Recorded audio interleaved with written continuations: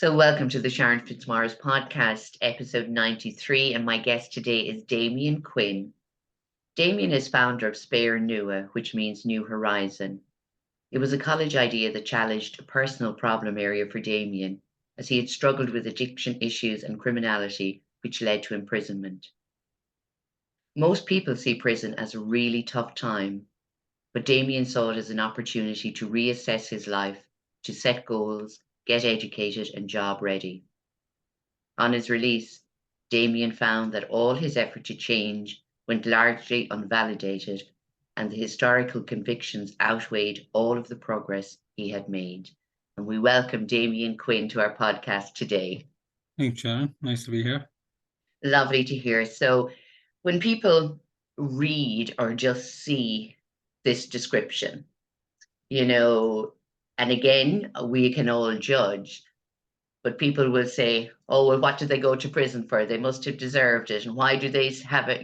Why do they have the right to another chance? I'm sure you've heard that many times, Damien. What is your reply to that now? Yeah, well, look, in fairness, it's I totally appreciate it. It's very hard to empathize with people that have found themselves on the wrong side of the law. Criminality is wrong and it must be punished. You know what I mean? I don't ever argue that with anybody. I myself did things that led me to prison, and I deserved to go there at the time, and I took it firmly on the chin. But I believed that when my sentence was over, which was the punishment, that I would be free to move on with my life in a productive way. The reality was, that's when the punishment actually began. So the sentence seemed quite pointless, and trying to rebuild my life in the community after prison was, for the most part, an impossibility in the early days. And I had so much I wanted to do and wanted to make amends, all that kind of stuff, and contribute, and I just couldn't do it. So that's why I do what I do today, because it shouldn't be that hard for people that are trying to, rebuild their lives in a productive way. And I'm just trying to shorten that journey for people that are actively making positive changes and making the most out of what can be seen as a particularly dark time. Absolutely. And I believe that everyone deserves another opportunity or another chance, when they have taken responsibility and, like you, they have changed their ways, they've got educated or trained, and they now want to live a productive life in society, in their communities, and that everyone should be afforded that. But again, that's my belief, and it may not be the belief of everybody else. But I think by you sharing, Damien, is that you're maybe creating awareness that not everyone that goes to prison is going to stay in criminality for the rest of their lives, because your backstory, and you'll share some with our listeners now, is one where you were quite young and it led you on a path where we don't always have sense. And then sometimes we've sense, but we don't do better because that's all we know until we are caught or we have to make a different choice in our life. So if you can go back to your early life, Damien, what it was like for you, to give people an idea of that people don't just start getting involved in crime for no reason, that usually there is a backstory. Yeah, well, I suppose, look, nobody, when they're asked by teachers, what do you want to be when you grow up? Nobody says, I want to be an addict. Nobody says, I want to go to jail. Nobody says, I want to break the law. They all have aspirations, and dreams of becoming an astronaut, a scientist. My own was an architect. But we all have these positive aspirations, but sets of negative circumstances then unravel that type of stuff, and they unravel it quite quickly. So in our own particular journey, let's say, we relocated from one country to another after a family breakdown. It had really, really bad consequences for us all, really, as a family. Do you know what I mean? And it was a huge adjustment then coming to a different country and that type of thing. So at that time then, I suppose 14, 15, and school was a bit too hard for me over here. It was an awful lot easier in England, and I was doing really, really well in England, but I found it really, really hard over here. and then that was lumped with the responsibilities of having to take on the household, myself, and another brother. And like we were living alone at the age of 15, 14, 15. And, we had to keep the show on the road as best we could. We Mm, were involved in taking drugs and all that types of things. And older people would have seen potential opportunities to, get us under their wings and kind of onwards and upwards really in that life from there. Now, I always manage to hold down employment. Like Tuam is a very, very strong manufacturing town, and at the time I was bouncing around from job to job at like different garden centres, different factories and all that kind of stuff. And with being a drug taker, I was flighty. At that mm, time, you could walk in and out of jobs and all that kind of stuff. So I always had kind of a bit of work going, but I was always doing what I was doing on the side as well. Um, and sure, look, there was a time when I became a young dad, then at the age of 19, and I straightened up a bit and stopped using, stopped being involved and all that, and then went through another breakdown of a relationship as well, and found my way back then to doing what I was doing previously. And mm, I'd lost all of the desire I had as a young lad to be living that life. But it was an easy way to make a few quid when work dried up and all that kind of stuff, mm, and to look after my addiction, which had opened up again. mm, And then I got caught. I got caught by a guy, well, by the guards. I was set up by a guy that I was selling stuff to, and he handed me to the guards, and then the rest is kind of history. Do you know? yeah, There was a lot of negative outcomes on the back of that. Like, I lost a lot of things. I mm, lost my house. I lost my the relationship at the time. I lost my son. I lost the respect of a lot of people around the town that liked me as previously. And then I had to go and face the courts, and then I had to go and face all that stuff as well on top of that. And it was just, it was a horrible existence, really, is what it was. So. yeah, Damien. And when you're talking, that breakdown in family, the family unit, and even the breakdown in a relationship, again, for you, saying the breakdown of the family as a young person, only being a very young lad, really, a teenager, and taking on that responsibility was huge. So there was a lot of a mental and emotional stress on you. Don't mind the physical stress of having to go out and get a job. Hmm. Oh yeah, we had a lot going on, all right. But Yeah. look, all we could do was keep going. Like, I suppose everybody has these different things going on in their lives as well. Nobody knows what's going on behind anybody's door. No, they don't. No, no, no, no. And I suppose, despite the shitty circumstances, we have to try and keep putting one foot in front of the other, and keep going. So, Yeah. yeah. But do you believe, Damien, also, and I'm thinking about, the younger generation now, while we're on the subject of youths in school and drug taking, because it's prevalent everywhere in every small town, village, city. And it hasn't, even though there's more of an awareness around it now, it hasn't changed. If anything, it's grown, hasn't it, really? Well, absolutely. Yeah. Like, I suppose we see people coming up after us, and the availability of it. I suppose technology really has increased. Like, you hear of all of these encrypted phones, encrypted chat networks. Different types of social medias. Like, communication has never been as good. So Mm, obviously the sharing of this type of stuff has improved and has grown over the number of years. People are more aware of it, and it's seen as trendy and popular. But like, I'd be lying to you, at the time back when I was big into it, like, it was in my groups and in my peers, it was trendy and popular to be doing these things as well. mm. But like, long term, It's not. the consequences, like the consequences, the outcomes, Mm, it's just horrible. It can become quite horrible if you yeah. develop a rural addiction. So, And I think also as well, as you said it there, as a young person, you don't see the consequences. And we hear that a lot with young people, until it's the thrill of it, it's being trendy, it's being popular, it's having money, if you are selling. And that there's also the big boys or big women, as we call them, that are out there making a lot more money off these young, impressionable people, that want to have the few bob and they want to be trendy and we be in with the crowd. How can you deter people now with the knowledge that you have? Because I know you're working on supporting people after imprisonment, but I would always say, could we go back and prevent a lot of stuff as well? Is there any way now, having gone through the system and seeing the struggle that you've had to face in your whole life, that we can deter young people from getting involved? Well, in fairness, like, young lots of pockets of young people do quite well, and they don't even get involved in this stuff. Like I remember growing up, like seeing other friends that would never ever dream Mm. of doing this stuff, and today, like, living normal, happy lives, whatever a normal, happy life looks like.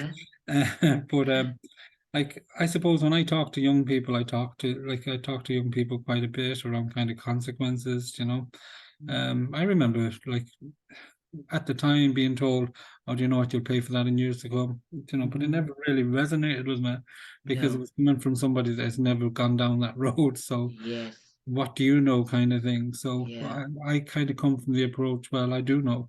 I Yeah. know what happened. I know what happened to me because of my behavior, and I'm Mm. only explaining to you this is what might happen to you if you keep going the way you're going. Yeah.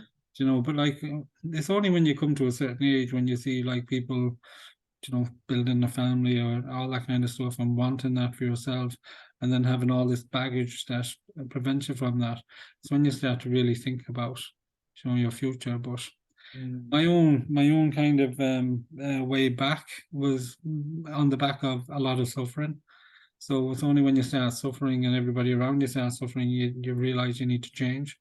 Yeah. So really, that's kind of when I'm talking to young people, that's what I talk about. I talk about the misery of it all, Yeah. where it can bring you, and it's up to them then whether or not they want to believe me or not, Yeah. or listen.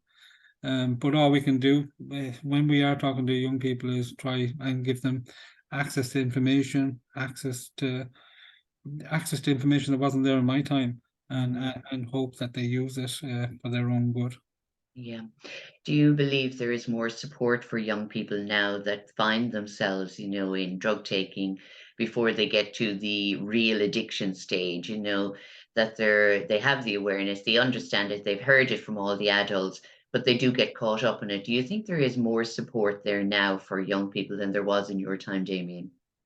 They definitely look, I suppose, youth work. There's lots of different nice youth work projects. Like there's loads of them, like Frog, Big Brother, Big Sister, all that kind of stuff. Mm. Like Kaylee is a really good one. It's they mentor one positive adult mentors a young child at risk. That type of stuff. Very good. Beautiful project. But I suppose for a young person now growing up today, um, it's very confusing out there. There's so much new types of people out there and that type of stuff. It's very, very hard to kind of get a handle on who you are. And Yeah. in this new world where there's different genders and all that kind of stuff going on, Mm. it's really, really it'd be really, really confusing for an impressionable young person out there at the moment. But any young person I talk to in general, uh, I always say, never feel like you have to fit in anywhere. I think that was my biggest problem growing up. Like I felt like I had to fit into England as an Irish young person. I felt like I had to fit into Ireland as a Yeah. teenage English person. Do you know what I mean? And like Yes. I was trying my best to fit into all the right places, but like it was only when I became true to myself and who I am, and comfortable with who I am Mm. as a person. I know who I am, and that's all I need to get by, kind of thing. The right Yeah. people started coming into my life. Mm. So, to any young people out there, like, be comfortable in your own skin and who you are, and don't feel like you need to fit in anywhere. Be yourself, and the right people will come along and into your life, and they'll be in your life for a very long time as well. So. I love that. Thank you, Damien. And I think it's not just for young people. I think it's for people of all ages that again we've had to fit into a societal view maybe of who we're supposed to be, Mm. fitting into a group. That's a huge thing when you're a teenager. And if you haven't been that popular person, or been involved in a group of any type, and you're still feel as you're older, but I always say, just as you said, Damien, if you stick to being yourself and being true to yourself, you'll find though your tribe, you'll find the people that really matter in your lives, won't you? Oh, absolutely, yeah, yeah. Yeah. Like I can count on my two hands people that that always have been in my life and that always will be. Please Mm, God, do you know what I mean? So I love yeah, that. yeah, It's lovely. yeah. And you have a 19-year-old son? He'll be 21 now in December. Wow, amazing. So you were a really young dad. So even that had a huge impact. And again, it's that sense of responsibility that was put on you. I know Yeah, having the baby was your own responsibility, but even that at 19 is a huge responsibility and can add a lot of stress and pressure to a young person's life, can't it? yeah, yeah, yeah. Well, look, in fairness, I had to step up obviously and try and be there. And I could have done with a dad, my dad Yes, around at the time as well. Like yeah, don't get me wrong, myself and dad are in a good space. yeah, Like I was not listening to anybody at the time and that type of yeah, stuff with regards to. yeah, So that was a lot of my own thing, but I could have done with a bit of kind of direction at the time. I became a person given direction, so yeah. that's my point. But like, look, I suppose. I, he was starting school then when I went to prison and all Wow. that type of stuff, and it's something that I regret is kind of having him come up visiting me in that place, but like I made a lot of promises to him that this wouldn't happen again, and we Mm, stuck to that, and today like we are we're tight. He's mm, working there in Tuam, and we go swimming. I have a 3-year-old as well, so the three of us go swimming at the weekends, and we should spend that time. We have the chat, we have the crack, and yeah, we're in a good space now. Like I in a good love space that, now. Damien. I love that. I think it's really, and it's the fact of you realizing what you missed out on, and having that awareness about it all, and that you want to really enjoy and, I suppose, relish the moments you have together now for the times you missed out, and especially for your eldest son. What does your eldest son say to you now about that time? Does he remember it or have a recollection of it, or what does he say? He remembers when I was painting the big house. That's Is what that what he said? because I was a painter. I was doing painting and decoration and all that stuff. But we told him at the time I was painting the big house. That was what I was doing full time. So, but yeah, look. In fairness, the visits were nice. Short. Um, Not definitely not the best place to be getting them to come up and see me, but it was the only way we were able to see each other, anyways. And like I don't know, does he have some of the letters I used to send him or whatever? But like every week you try and fill it with a bit of something different. Very, very hard to Yeah, fill it with something different when you're serving a yeah, long time doing the same thing, but yes. like I was always kind of education, the importance of it and all that kind of stuff, and making up poems and all that kind of stuff, sending them out to him, and just saying, look, when we get out, things will change, things will be better, and things have been for the most part. Yeah, So, well done, Damien. That's amazing. So you go into prison mm, and you're thinking this is a great opportunity to get out of the lifestyle that you've been living for all of those young years mm. and get educated and come out into the world, a brand new, shiny person, ready to take on the world now. And what happened? Well, look, I suppose I made all these efforts to get ready. So once I went in, I was getting ready for getting out, so that's what I had in my head. I knew like I'd been in previously for just a short stay, but I knew there was like educational opportunities in there. I knew there was work training programs in there. I knew there was treatments in there that you could avail of. I knew there was the gym and you could get fit and healthy and all that kind of stuff. So that's kind of what I did straight away. Even though I was a bit rough going in. Yeah. I was glad to be in there, and when I actually got sentenced and I knew how long I'd been, I had an end date in my head. Get through this, do what you can with it, and when you get out, then you'll hit the ground running. Mm. But that wasn't the case at all. I did, like, I remember we had an award ceremony in there. I blew everybody away. I had all these sorts coming out my ears, and really, really positive for getting out. I said, Yeah. definitely going to hit the ground running here. But when you get out, then that's kind of when the real challenge starts again. I often question, what is the point in prison, because the punishment in the community is far worse. You know, Yeah. it Yeah. is like, prison is great for getting somebody like me in off the streets, out of harm's way, and all that kind of stuff at the time, because I wasn't really, I was in a frame of mind where I didn't really care if I picked up a few charges or whatever, that type of thing. I just so fed up with life and everything around it. Self-destruct mode would really be what it was going into prison.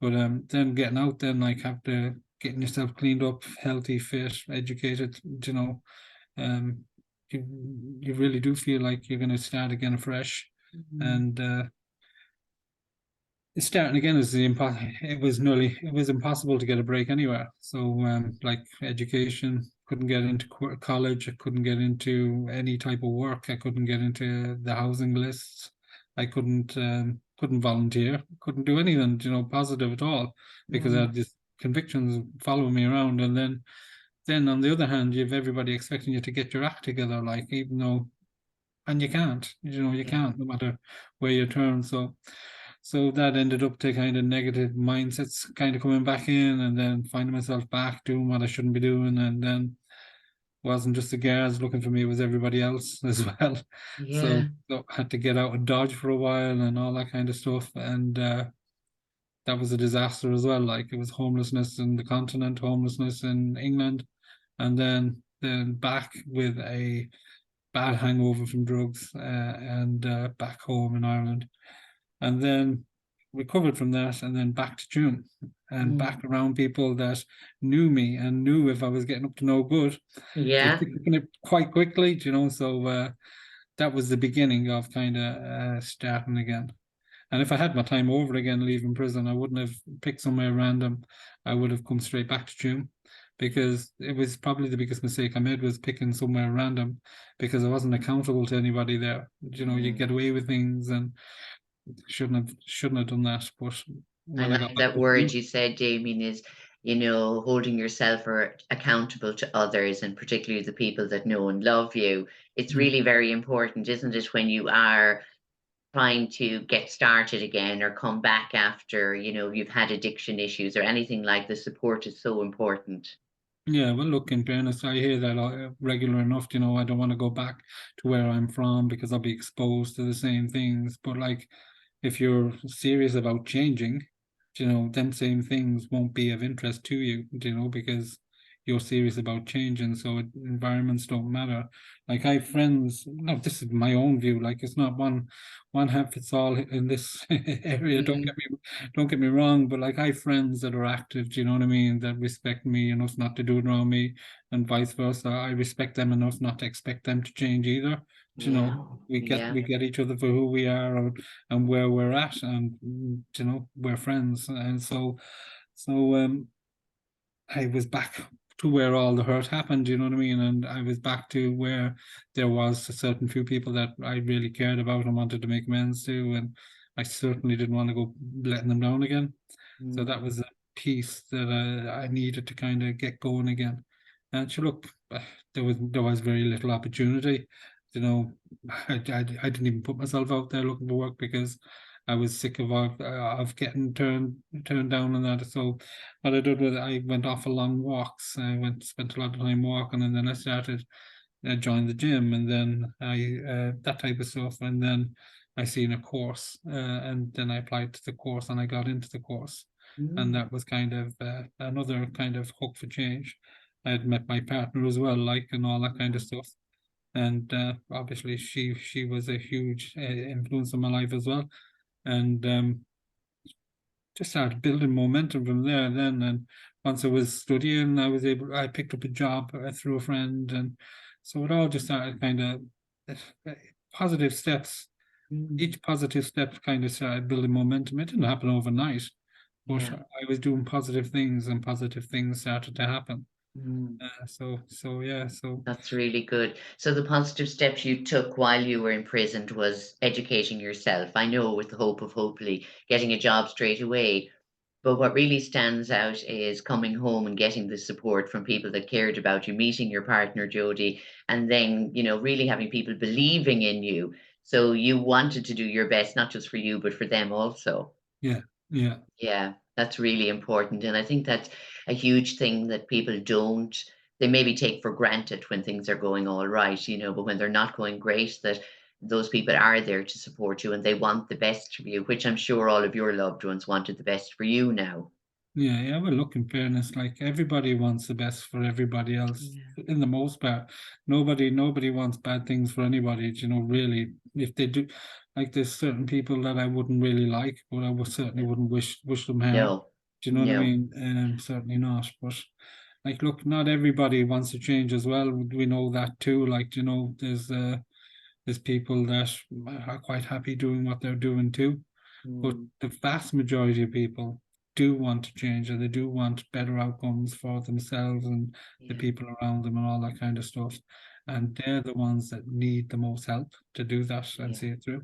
yeah. Um, so, Was so there ever anything like Speire Nua before? Is there anything like it in Ireland? Was there ever that kind of stepping stone for people, where you're supporting people coming out of the prison system that maybe have educated themselves in there or haven't, but they still want to try something?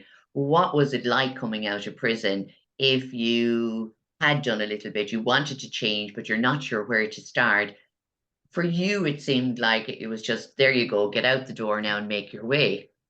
yeah, well, look, in fairness, things have changed since my time. Like, I got out in 2009. No, at the time, IASIO was there. IASIO was the Irish Association for Social Inclusion Opportunities, and they provide a great service. Like, there's the resettlement service and there's the gate service.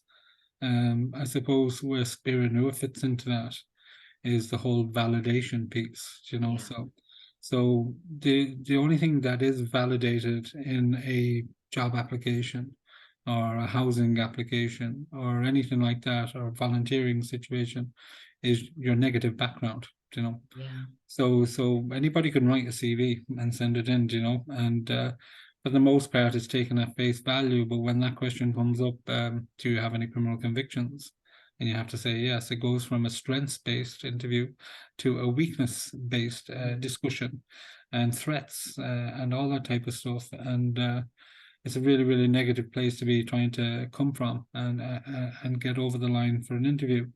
So, and that I found myself on the sharp edge of the sword many a time on that discussion.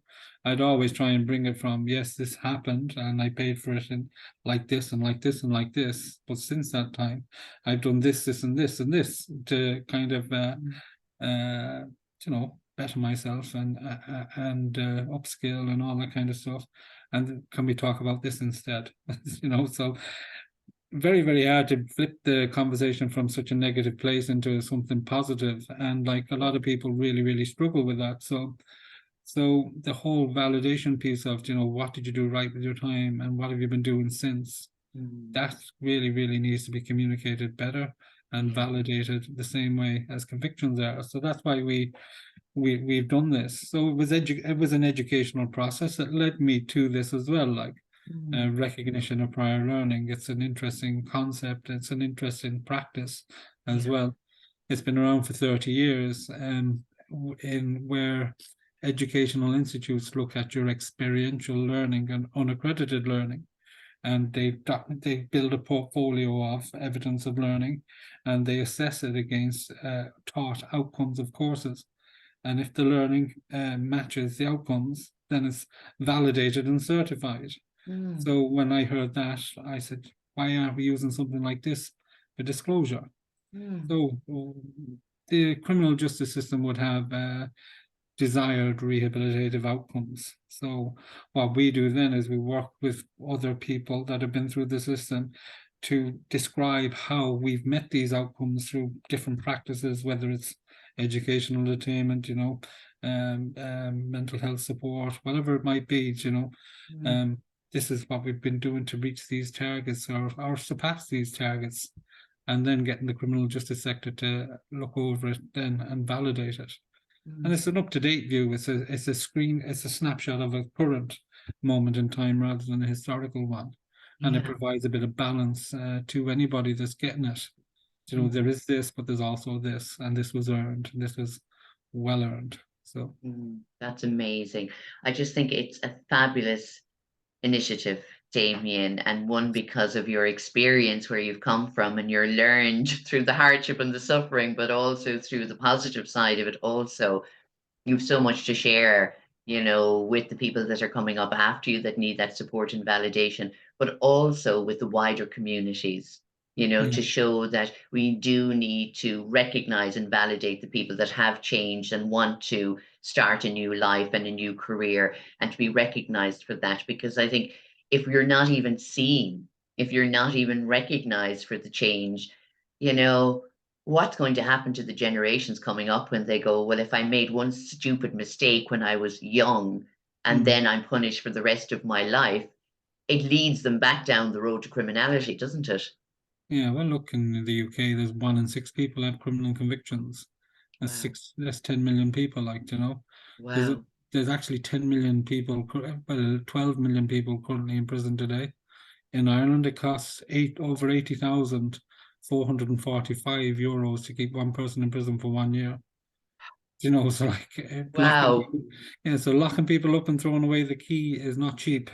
No. And if we treat people like animals in prison, ultimately we'll be letting animals back out onto the streets. So Yeah. what do people want? Do they want people to go away and get themselves fixed and come back as fully participating members of society?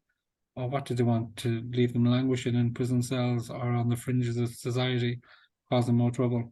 They're the choices.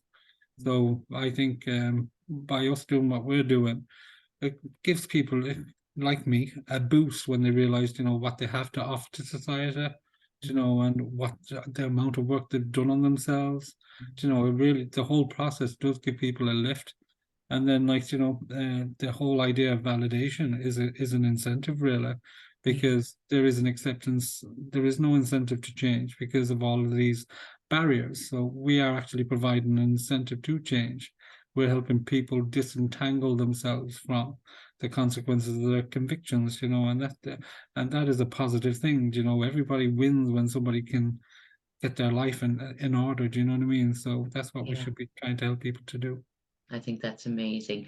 Does your support start when the person is in prison or is it when they come out, Damien? I've been into a couple of prisons for a talk, and I've been most recently. I would have been in the women's prison, and I would have been in the Cork prison, and we were talking about this whole idea of supporting each other to get education, to get employment training, all that kind of stuff. Being a support group, because ultimately we're all in the same boat in one of them places, Yeah. and we all want better futures for ourselves when we get out. So, and looking at it, I was down there, got some great feedback saying, that not only the people in there were very positive about the discussions, but also the staff as well, and which was pretty cool. But I suppose there was a really nice thing that happened in the Doka Centre in the women's prison. It was part of a leadership training where a group of people went in from all different walks of life. So not a lot of them would have experienced criminal behavior now or criminality, and they all went in very rigid, with opinions formed Mhm. of the people in there. But when we actually sat down and we had the round table discussions, their opinions changed, because they see them as people rather than people that, or rather than convictions. They seen them as human beings that Mhm. needed help, and the empathy that was in the room when it was magic, really. And they all came out wanted to do something to help. Oh, So that's powerful, Damien. yeah, That's really powerful. yeah. So it was nice. It was a nice thing to witness and be part of as well. So Absolutely. mm, So you are now working for Galway Rural Development, is that right? that's right. Yeah, yeah. Yeah. So tell us about how that happened for you. Yeah, well, it was actually really interesting. When I got seed funding for Speire Nua, They literally announced that I was an awardee. This job came up with Galway Rural Development at the same time, and I had applied for it before the funding announcement, and I got both together in the 1 week. So Wow. so with Galway Rural Development, it was I started on a 6 month contract for a social enterprise regeneration program. And what we were doing was we were providing social enterprise training to social enterprise across Galway, Mayo, and Roscommon. So we supported over 91 social enterprises in the Western region. And it was obviously timely as well because I was setting up a social enterprise Yeah. at the same time. So it was a win-win-win. And Right place, right time, Damien. oh yeah, the stars really did align now, I won't lie. And then alongside that, then a job opening for a full-time position came up in the company. So it was in community education and a disability officer role. So I applied for that then and I got the job. So I was kind of doing both of them. And then Speire Nua on top, being a dad, trying to be home present, all that kind of stuff. So I'm quite busy, but it's all been kind of it's all stuff that I wanted to do. So it's not, I don't see it as work, I see it Mm, as something that I enjoy doing, something that I'm passionate about and all that kind of stuff. mm. I changed the name as well from community education to disability officer to community education to an ability officer because Very good. everybody has ability and disability is the hottest of words to use. Mm. Everybody has their own abilities.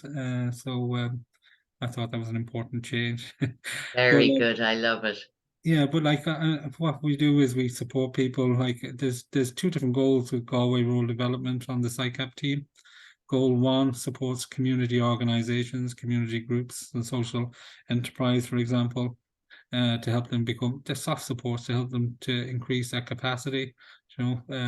Self-sustainability being the main goal, and then on goal two, which is what I'm doing most of my work on, that's an individual basis. So we meet with people wherever they're at, and we talk about goals and aspirations, and then we develop action plans, personal action plans, and then we work together to kind of see through those goals, whatever they might be. So I work with people right across the county of Galway. And then by default, sometimes people disclose things that they've been struggling with, such as convictions.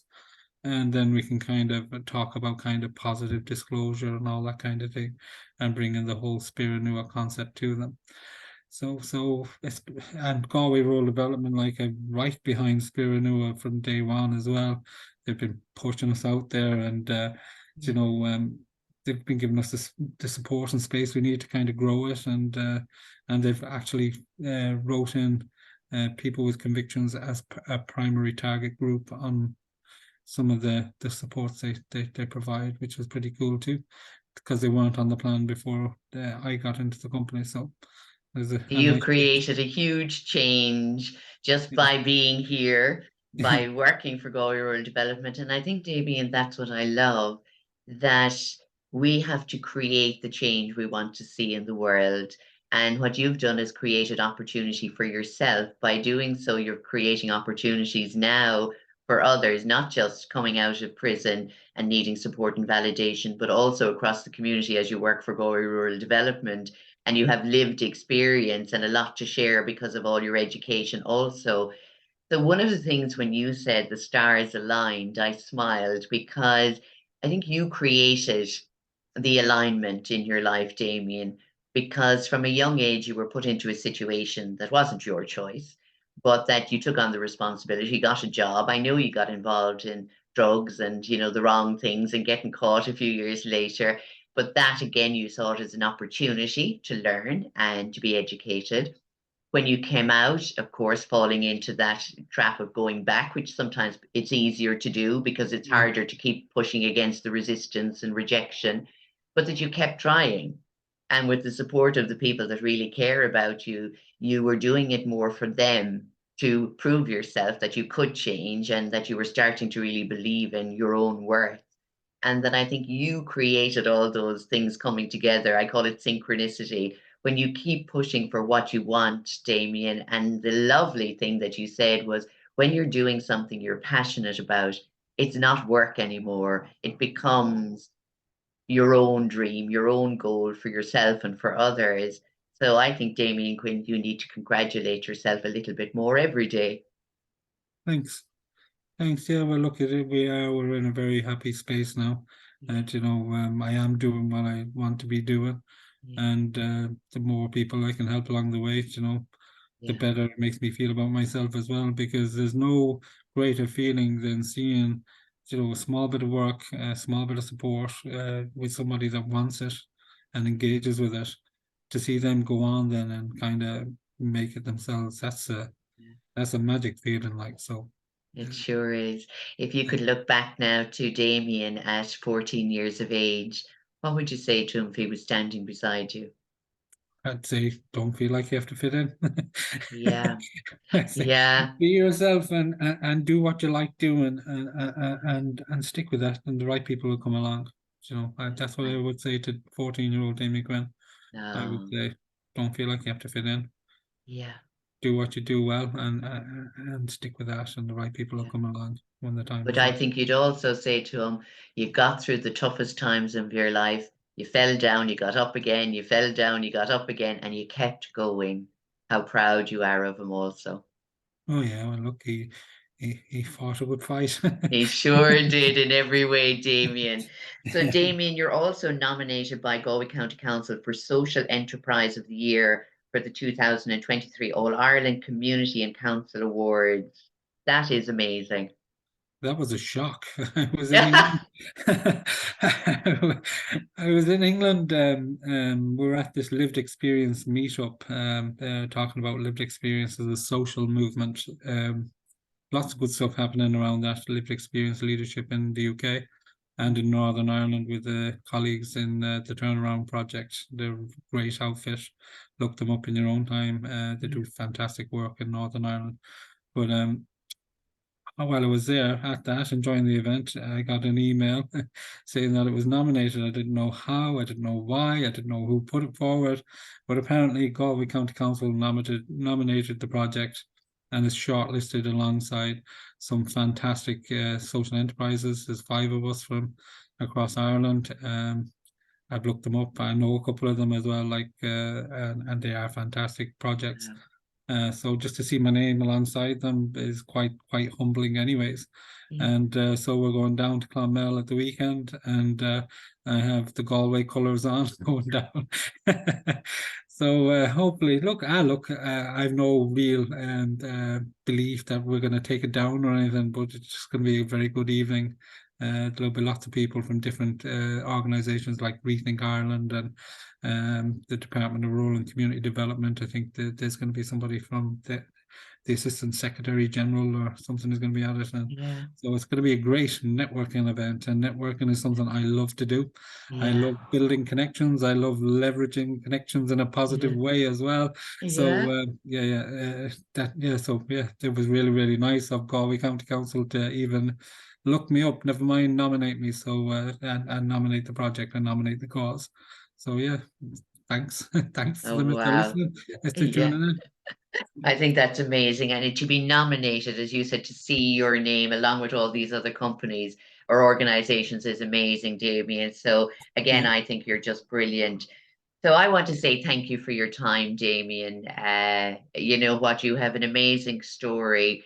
And I think if people really started listening to each other more, and I think it's not just about the label we have, because I'm always saying that everybody puts a label on us. We put a label on ourselves, what we do, all of this stuff. But if we just look beyond that and look and really get to know the people around us and the people that are looking for support, that what, maybe there's some way you could help someone in your own community. But for now, Damien, I just want to wish you every success with Speire Nua, with your own life, with your family, your 21 nearly year old son and your 3-year-old son and your thank partner you. and all your family. I think you're amazing, and I'm really, really so happy for you. Thanks, and likewise, Sharon. And I just like to say labels are for jars, not Yes, for they people. are. And They're we're not for far from people. jars, Damien. Yeah, not for people. Thank you. Celebrate differences by all means, and embrace differences. There's a lot to be learned from different people. But Yes. like, ultimately, labels are for jars and not for people. We're all human beings at the end of the day, and Yes. just be nice.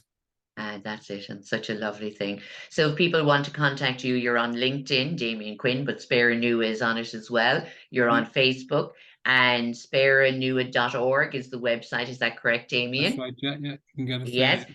And so I advise people to go and have a look, check out Damien's work, connect with him if you know somebody within your own family, within your own circle that could use Damien's support or help, or that is feeling a bit lost, or even if it is a young person that's struggling right now and they can't find their place. Maybe Damien's story will inspire them if they get to listen to it, because we know 14-year-olds don't want to listen to much No. about what adults and old people are saying. Yeah. But maybe even if you could let them listen to a little bit of Damien's, I think it's an amazing story. And Damien, I think your story will go far and wide. I know you've given interviews with Ryan Tubridy and the newspapers. And someday I hope to see you on television, on the screen, sharing your story and your organization and all the great work that you're doing. When I'm on the biggest screen I'm on now on your podcast, so fair play to you for having me on. You're so welcome, Damien. Thank you so much for your time. And thank you again to everyone for listening. And I will place all the details of how you can connect to Damien on the show notes, and wishing him the best of luck for his nomination and hopefully his win. And we thank everyone for listening to us as well. Take care and look forward to chatting to you again soon.